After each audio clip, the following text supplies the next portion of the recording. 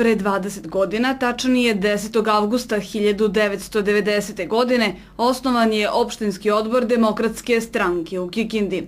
Tim povodom organizovana je proslava na bazenima Sportskog centra Jezera u Kikindi. Jedan od osnivača, dr. Milenko Novakov, prisjetio se kako je izgledao rad u prvoj deceniji. Dugo je 2 decenije, to je puno. Prvi 10 godina dok sam ja bio aktivan, izrazito aktivan, dok sam tu delom i rukovodio opštinskim odborom i tako dalje, su bile teške. To i sadašnje vizure ne može se zamisliti. Da. Mi smo imali malo članova, malo zainteresovanih. Jako teško se to tu baratalo.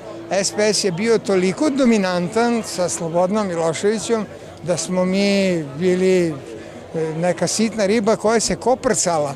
Ali smo mi već da je znak, što je meni znak, da Kikinda ima demokratski potencijal kao grad. Mi smo već 90. na prvim izborima ušli u drugi krug parlamentarnih izbora. 90. u jesen. Dva kandidata je dala Kikinda, i Mirče Berar i ja smo ušli u drugi krug, što je bio fantastičan uspeh, jer je samo 7 demokratskih ljudi pobedilo u celoj Srbiji, a mi smo bili odmah korak iza. Posle je išlo opet tako traljavo, mi se ujedinjujemo, pa se razjedinjujemo, pa se svađamo međusobno, pa ligaši ovo, reformisti ono, SPO, Vukovci. Mi smo u opoziciji imali silnih muka i problema 96. kad smo pobedili na lokalnim izborima. To je bila isto jako važna prelomna godina i tako dalje. Onda je došlo 2000. To je Zoran Đinđić napravio taj depos, i to je bio prelomni trenutak kad je sve otišlo. Ja sam onda napustio stranku, ne napustio, ja sam i danas član stranke, ali sam se povukao, nešto sam i sa zdravljem te godine popustio, tako da sad samo sa strane preko medija posmatram. Delimično sam zadovoljan, puno toga je napravljeno, puno toga je, kaže, bilo je bolje, bilo je vraga bolje. Svake godine je sve bolje i bolje u globalu. Sad što smo mi nervozni, pa nam je to malo, mi bi hteli mnogo više. To je naš problem. Kratak je ljudski vek, pa čovjek ne može da se pomiri, da se to tako sporo odvija. Pa ne može brže, verovatno ne može brže. Svoj doprinos provođenju stranačkih ideja od 1993. godine daje Dragoljuba Drljica. Desilo se mnogo šta. Ja sam faktički od 1993. godine u stranci, od izbora koji su bili 1992. 3. I onda sam uspeo zajedno sa Milenkom Novakovim, koji je prvi bio poslanik u Kikindi, ja sam prvi poslanik iz Mokrina. To je zaista bio jedan, da kažemo, junački, skoro neverovatan uspeh da neko uspe da probije jednu liniju koja je bila tako kruta, tako neprikosnovena kao što su bili SPS.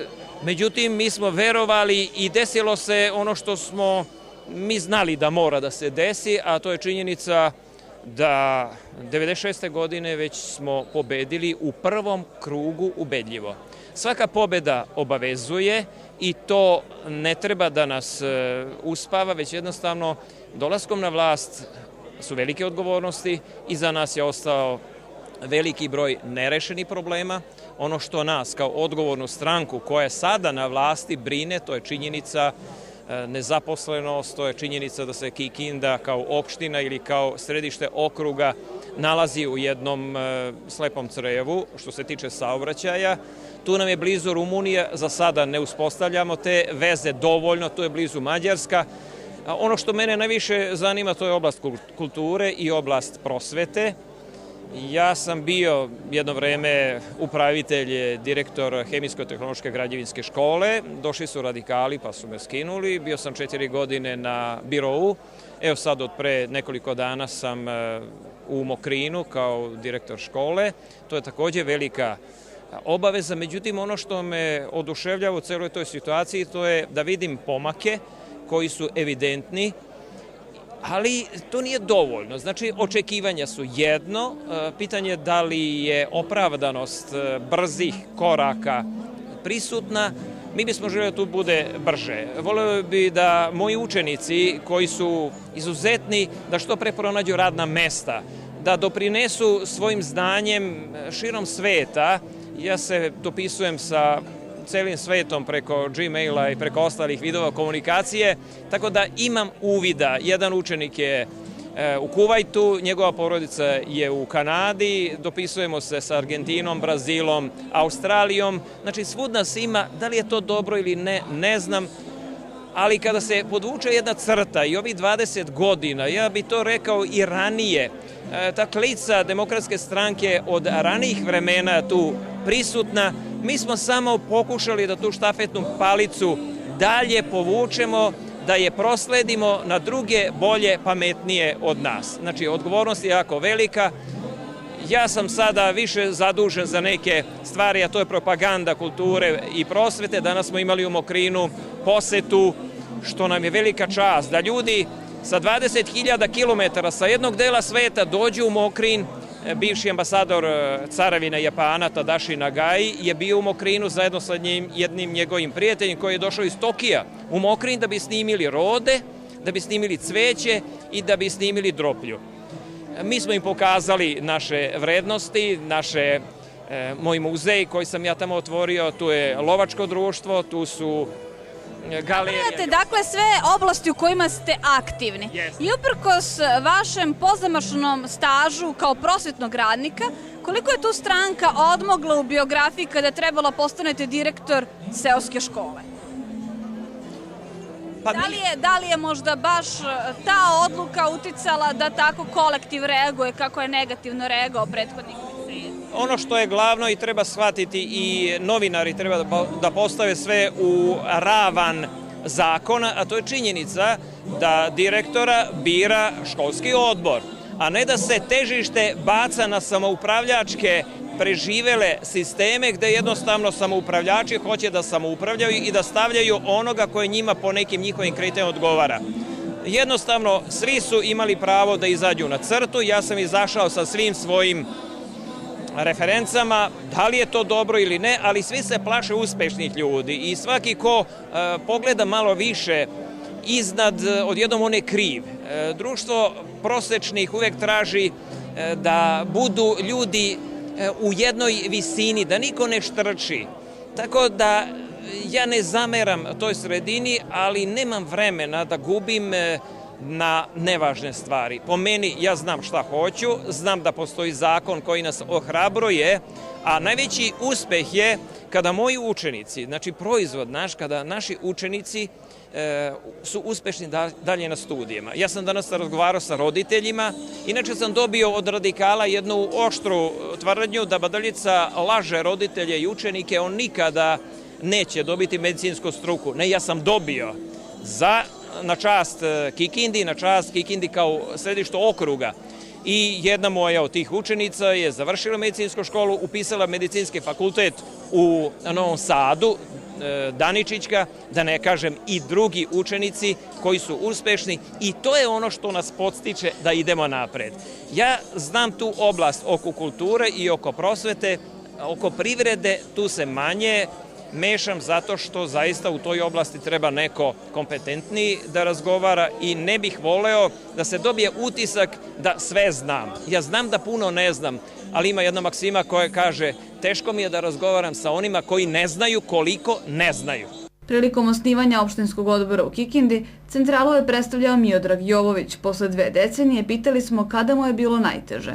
Pa najteže je bilo 12. marta 2003. To je stvarno jedan od najgorih dana u mom životu, možda i nekoliko dana iza toga, ali moram da vam kažem da kada razmišljate o tome šta je teško, šta je lako, onda morate sjetiti tog čovjeka koji je tog dana ubijen i da zapravo snagu pronađete u težini situacije. I to je ono što bi i on uradio. Ja sam se od tog dana stalno pitao šta bi on uradio. Ja verujem da bi on bolje iskoristio okolnosti koje su nastale iz tog događaja i verujem da bi danas Srbija izgledala drugčije, da je on mogao da, recimo, upotrebi u politici ono što se dogodilo tada. Ovo kažem i zaista zbog toga što stvarno znam, mislim da znam način na koji razmišlja taj čovjek, jer sam s njim bio od njegovog preuzimanja stranke još tamo negdje u jesen 93. pa do njegove smrti. Bio sam, eto, bukvalno, zaista, bio sam naravno i nekada i na ležernoj klupi kada je on vodio stranku, jer nismo se uvijek slagali, bože moj, ali sam bio uvijek tu negdje i video sam šta on radi. Dakle, tada je bilo najteže, ali tu je bilo i najbolje. Razumijete, to su šanse, to je politika i mislim da stranka se ipak prestrojila i snašla se i mislim da to pokazuje ovo vreme danas u kome mi živimo i u kojoj Demokratska stranka zaista predominantno odlučuje o politici u Srbiji, iako nismo sami, kao što ste već vi naravno znate i kao što znaju i građani u Srbiji, nismo sami na političkoj sceni, nećemo nikad ni biti, hvala Bogu, i treba da budemo u društvu sa drugima. Proslava 20. rođendana okupila je pored onih čije članske karte nose 1990. godinu i mlađi funkcionere koji jedva da imaju preko 20 godina. Pa moram da vam kažem da je meni izuzetna čast što sam danas ovde sa svim ovim ljudima koji me okružuju, koji su došli da zajedno proslavimo i obeležimo ovaj veliki jubilej za Demokratsku stranku u Kikindi. Ovde danas možemo, to jest večeras, možemo vidjeti ljude koji više nisu aktivni, a koji su bili osnivači Demokratske stranke u Kikindi pre 20 godina, kada, verujem, nije bilo lako učiniti zakone. Do duše, kao što ste već rekli, bio sam prilično mali kada se to desilo, ali slušao sam njihove priče. Volim da slušam kako je sve to izgledalo nekada i zaista časti biti deo Demokratske stranke. Svim gostima na proslavi uručen je poslednji broj demosa, biltena koji uređuje i izdaje opštinski odbor. Odgovorni urednik Savo Dobrnić u uvodnoj reči napisao između ostalog da se trude da stvore moderno evropsko društvo koje će svim građanima pružiti jednake mogućnosti i pristojan životni standard. Proteklih nekoliko meseci predstavlja ključ rada aktuelne lokalne vlasti. Kikindi je odobreno nekoliko izuzetno bitnih projekata koji su važni za ostvarenje svih predizbornih obećanja koje je DS ponudio na izborima 2008. godine. Fond za kapitalna ulaganja AP Vojvodine odobrio je preko $500.000 evra za izgradnju puta od Iđoša ka mostu na Tisi prema Adi. Intenzivno se radi na otvaranju graničnog prelaza u Nakovu, što bi upotpunilo ideju da Kikinda postane bitan putni koridor. U rekonstrukciju ateljeja Tera uloženo je preko 33 miliona dinara. Projekat sanacije saobraćajnica na teritoriji opštine vredi skoro 140 miliona. Radovi na sportskoj hali u Mokrinu izvode se planiranim tokom. Ministar Saša Dragin prilikom poslednje posete obećao je konkretne mere pomoći poljoprivrednicima kojima su oštećeni usevi. Dobrnić je napisao da su kao stranka koja je otvorena za kritike i sugestije uvek tu da rado saslušaju svakog građanina kako bi zajednički radili na unapređenju životnih uslova u našoj opštini. VK kamere među prisutnima nisu snimile nekoliko bivših predsjednika opštinskog odbora, Dušana Tolickog, Pavla Borovca i Branislava Bajića. A što se tiče dolaska večeras ljudi, članova stranke, ja zaista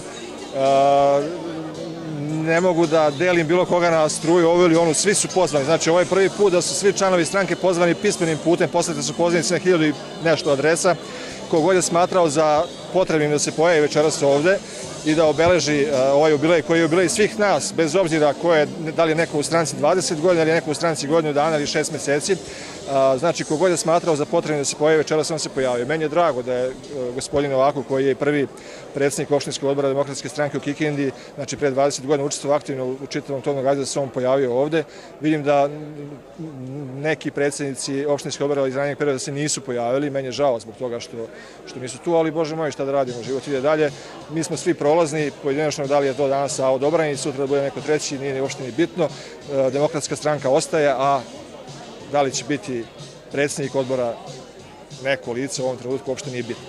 Pošto ste slali preko 1000 pozivnica, prošli kroz članske karte svih ljudi koji pripadaju stranci, šta možete kažete, u kom periodu tokom prethodne 2 decenije je bilo najveće interesovanje Kikinđana da se učlane u stranku? Pa ja mogu da govorim o nekih 10 godina nazad, ja sam negde od 99. godine član Demokratske stranke. Mislim da je to bilo u ovom sadašnjem periodu negde otprilike unazad 2 godine, od samih izbora 2008. pa nadalje. Tu smo zaista imali veliku ekspanziju članstva, ne mogu da vam kažem sad u ovom trenutku znaš koliko je to, ali svake sednice opštinskog odbora koja se održava bar jednom mesečno, bude 30 do 50 novih pristupnica. Mi u ovom trenutku brojimo oko 1700 članova. To je već impozantan broj.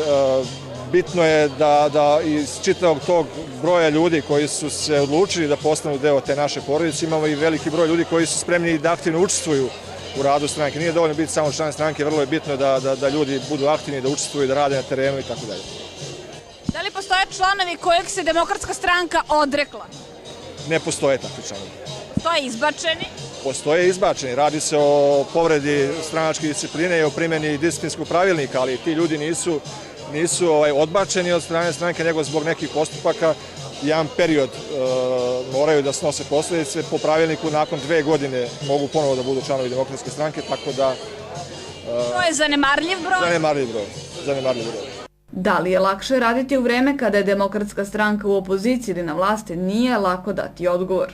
Zaista ne bih mogao da vam odgovorim na ovo pitanje.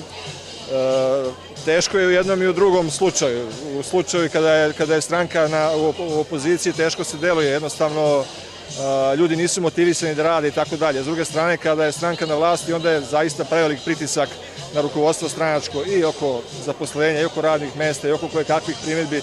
Tako da, mislim da je ipak lakše kada je odbor na vlasti, ali je u pitanju nijansi.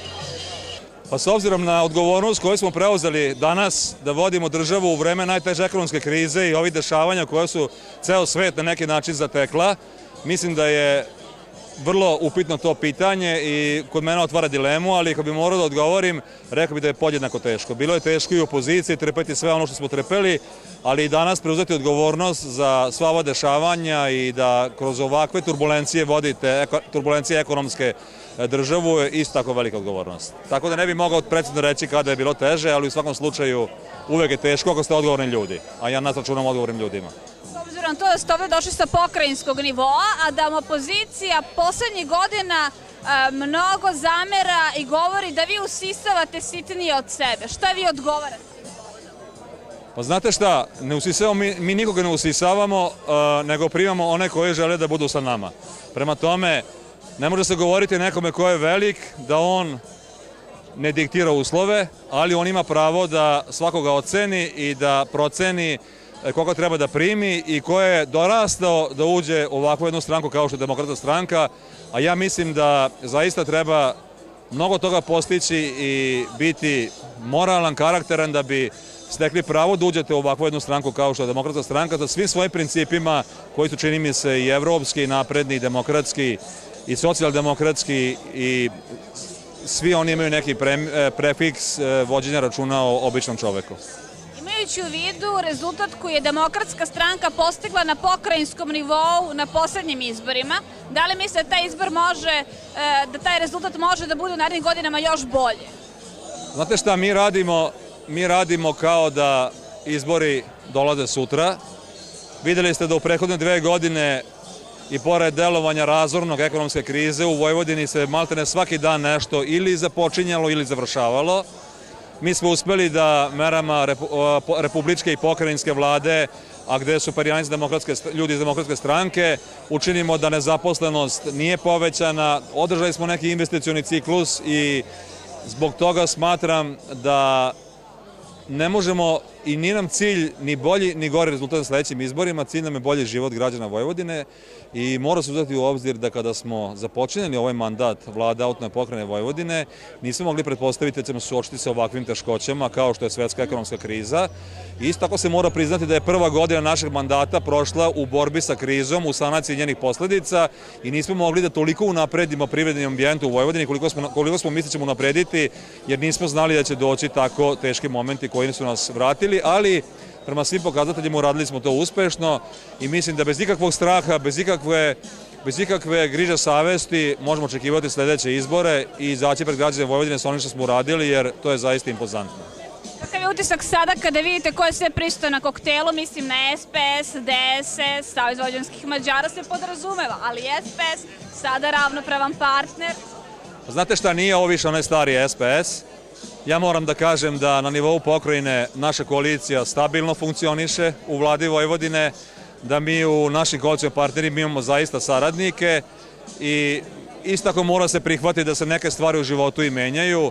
Sadašnji naši koalicijni partneri pokazuju i na republičkom nivou i na pokrajinskom punu odgovornost za vođenje države, podržavaju Demokratsku stranku kao nosioca tih koalicija i ja mislim da bez obzira na to što to ponekad izgleda nelogično, ovaj trenutak je u kome mora se objedine svi oni koji dobro misle Republici Srbiji i Vojvodini, je upravo trenutak kada je došlo od tog objedinjavanja na tim zadacima. Znači da ovaj težak period prođemo što bolje, a da bi se prošao što bolje, svako ko je dobronameran treba da uđe u to društvo i tako ja posmatram današnju koaliciju sa nekadašnjim političkim protivnicima. I mogu da kažem da je stranka imala izuzetno težak period od početka, pa i sad nas isto sustižu razni problemi koje moramo da rešimo, ali pošto smo mi jedna velika, jaka stranka, očekujem da ćemo mi prebroditi sve ove probleme koji su se nagomilali ovih decenija, da izađemo kao sa najboljim mogućim rješenjima i da ovim građanima pružimo bolju budućnost, što su i naša predizborna obećanja i što se stvarno trudimo da ispunimo, da bi pomogli kako samim članovima stranke, tako i svim građanima Srbije i Vojvodine. Svaki period je na svoj način imao teške strane, a imao i svoje draži i neku energiju koja je davala snagu za dalje. Bilo je teško kad smo bili u opoziciji, kad smo se borili da promenimo režim, ali nije ni sada lako kad smo došli na vlast i kad smo preuzeli odgovornost da ispravimo sve greške iz prošlosti i da napravimo neki napredak. Jer su ljudi suviše dugo trpeli, očekuju mnogo brži napredak i mi bi voleli da brže ide. Ne može previše brzo, ali je evidentno da se ide napred i da je stalno sve bolje i bolje. Partner Demokratskoj stranci kako na republičkom, tako i na pokrajinskom i lokalnom nivou je Socijalistička partija Srbije, što je pre 10 godina bilo nezamislivo. Pa ja mislim da treba i njih da pitate zašto se rađaju sa nama. Mislim da se odgovor krije u stvari u njihovim političkim stavovima. Ja ne mislim da je Demokratska stranka nešto promenila u svom političkom kredu. Ja mislim da oni jesu promenili nešto i to drastično i to ja njima moram da priznam i da im odam priznanje za to.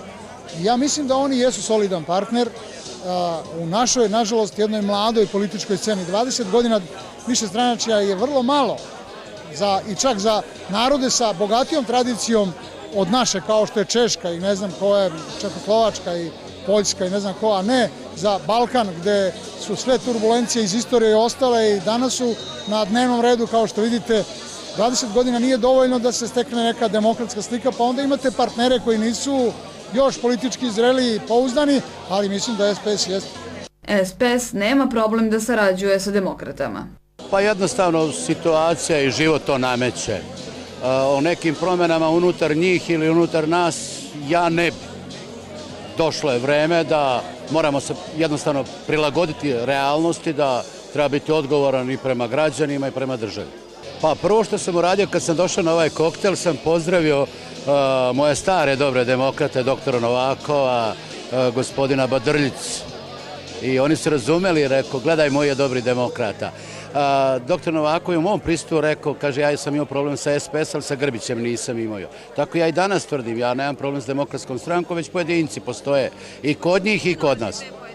Pa koktel je i ne bi trebalo. Tako je. Ali ih inače nikada ne imenujete? Pa bežim od toga i mislim da sam ja jedan od onih političara koji bežim od toga da vežem politiku za pojedince. Ako stranke imaju svoje neke programe, neku svoju ideologiju, trebali bi da se drže toga i tim sredstvima da se bore jedni protiv drugog, a pojedinac bilo kojoj stranci kad zabrlja ne treba ga vezati odmah za stranku. Da li je uvek jednostavno na lokalu sprovoditi odluke sa višeg nivoa? Pa, boga mi teško je. Ja mogu samo da kažem, na primjer, da je gospodin Tadić bio na proslavi 20 godina naše partije. I jedan prigodan govor je održao, što ne znači da ja ovde u Kikindi svaki put mogu lepo da se dogovorim sa mojim koalicijnim partnerima iz Demokratske stranke. Predsjednik opštine Ilija Vojinović na vlasti je danas zahvaljujući stranci kao i 1996. kada je predsjedavao izvršnim odborom opštine. Ja se sjećam tog vremena, ja ću pričati iz perioda 96. znači u prošlom veku kada je Demokratska stranka ušla u vlast, da sam ja ispred Demokratske stranke i bio predsjednik tadašnjeg izvršnog odbora. Činjenica jeste da u ono vreme Demokratska stranka nije imala baš veliki broj odbornika, ali eto tako kad su se slagale kockice, taj deo je pripao nama. Sada je neka druga priča, Demokratska stranka je jaka, prošla je mnogo toga, puno ovdje ima ljudi koji su dugo članovi Demokratske stranke, znači imaju i to potrebno političko iskustvo i eto sad se ja nalazim na toj poziciji ispred Demokratske stranke kao predsjednik opštine. Teže je bilo u ono vreme. U ono vreme ja kao predsjednik izvršnog odbora, znači pored predsjednika opštine i drugačiji je bio, što sam rekao, i odnos snaga, tako da mi je i trebalo za sve one ideje što sam ja imao, trebalo mi je daleko više snage da ubeđujem druge. Sada mi, ajde da kažem uslovno, imamo lagodniju situaciju gledajući opštinski parlament, jer tamo imamo ono što kažu komotnu većinu, tako da sve naše zamisli sada mogu doći do izražaja. Kada ste postali predsjednik opštine, došli ste na VK i rekli da vi prvo što radite jeste da je vaša odluka da ne sedite u kancelariji, nego pre svega da upoznajete privrednike i komunicirate sa njima. Sada smo vas snimili kako stojite sa direktorom jedne od najveće fabrike u Kikindi, a to je MSK. Ali interesantno je da ni u jednom trenutku od kada ste predsjednik opštine nismo videli ni jedan zajednički projekat, čak ni humanitarnog karaktera između opštine i MSK. Kako je to moguće? Pa da vam kažem, te pomoći od MSK inače ima i bit će. Ja ono što sam rekao da neću sedeti, ja sam već u prvih, ako se ne varam, 15 dana i obišao sve naše privredne subjekte, doduše one veće i one značajnije, tako da ta saradnja i dalje stoji. I ono što sam govorio da neću biti predsjednik opštine koji odlučuje o svemu, da ću zaposliti sve članove opštinskog veća, to ja upravo i radim i zato se i ne pojavljujem puno u medijima, sve više guram kada je određena tema u pitanju, a postoji član opštinskog veća koji je zadužen za to, on je obavezan i da daje i intervjue i da objašnjava, a ne da to radi predsjednik opštine, jer kao što sam rekao, nisam ja, niti postoji tako pametan čovjek koji će sabrati sve probleme u opštini u svojoj glavi i da ima za svako rešenje. Onaj ko se bavi određenim poslom, ko je zadužen za to, taj i daje ideju i taj objašnjava kako će se to uraditi. Mada je G17 Plus prošle godine izašao iz lokalne koalicije koja je na vlasti, ovog leta dogovoreno je pomirenje. Saradnja kao saradnja, neki put ide teže, neki put lakše. Mi se nadamo da je taj teži period prošao i da je iza nas, a naredne 2 godine, ako smijem da kažem, će to potvrditi.